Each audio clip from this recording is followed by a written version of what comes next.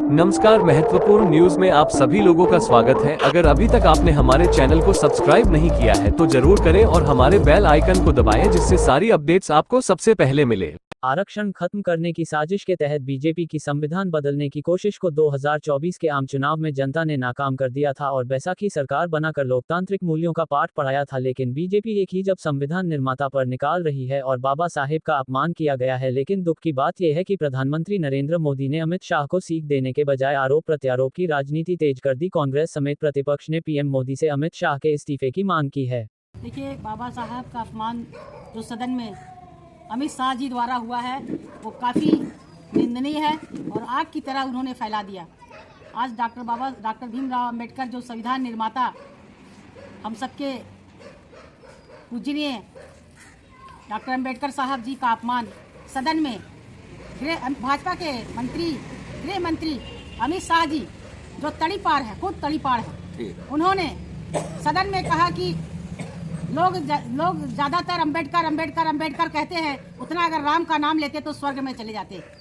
ये संघी माइंड के अमित शाह जी खुद संविधान को ख़त्म करना चाहते हैं और संविधान ख़त्म करके ये अपने तानाशाही को बरकरार रखना चाहते हैं। यहीं पर संभल में, मणिपुर में हुए घटना को सदन में उठाया जाता है, लेकिन संविधान के तहत इसको उठने नहीं दिया जाता है। आज बाबा साहब का अपमान पूरा हिंदुस्तान बर्दाश्त नहीं करेगा और 24 तारीख को ये पूरे हिंदुस्तान में बाबा साहब का अपमान नहीं सहेगा। हिंदुस्तान लेकर के एक बड़ा विरोध प्रदर्शन होने जा रहा है, जो गोरखपुर में भी एक विशाल रूप से ये प्रदर्शन होने जा रहा है। और मैं इस अंधी और गूंगी बहरी सरकार को कहना चाहती हूँ कि जो आप सदन में बोल रहे हो, जो बाबा साहब ने दिया है वो सदन में वो बाबा साहब का देन है कि चुनाव का अधिकार दिया, शिक्षा का अधिकार दिया, समानता का अधिकार दिया, दलितों और गरीबों सबको एक समान रूप दिया। तो बाबा साहब का अपमान करने वाले बख्शे नहीं जाएंगे, जिसको लेकर के आज गोरखपुर में हम प्रेस वार्ता के माध्यम से लोगों को जगाना चाहते हैं। आज जो कार्यक्रम था आपका मालिन बस्ती का, उस पर कुछ प्रकाश डालिए।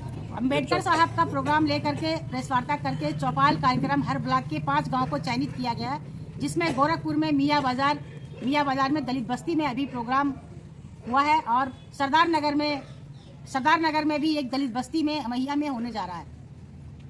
कल ऑलरेडी बीएसपी का प्रदर्शन है और फिर आपने भी डेट डाल दिया है कल के लिए।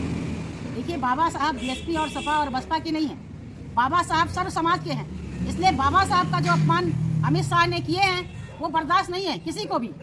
बाबा साहब एक जात धर्म के लिए नहीं है, बाबा साहब सर्व समाज के लिए है। उन्होंने सर्व समाज को दिया है जो आज ये विद्या, ये काफ़ी सराहनीय और ये अजर अमर है। महिलाओं को भी उन्होंने अधिकार दिया, जो आज हम बोल रहे हैं, आज जो समाज में चल रहे हैं, वो भी अधिकार बाबा साहब ने महिलाओं को दिया। और भाजपा ने क्या किया? महिलाओं को नंगा किया सड़क पर।